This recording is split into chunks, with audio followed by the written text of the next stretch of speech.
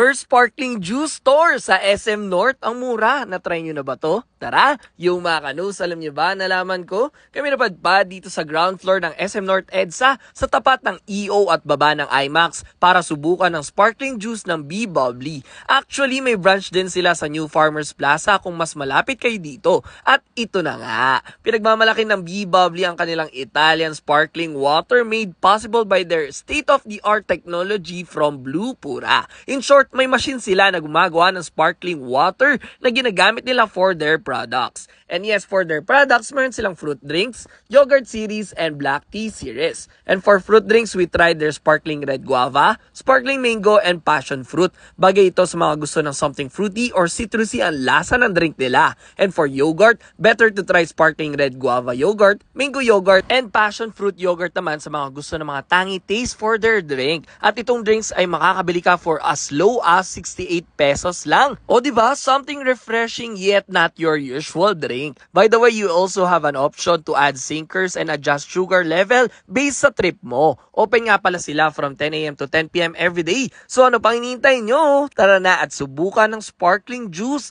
ng Be Bubbly. Let's go!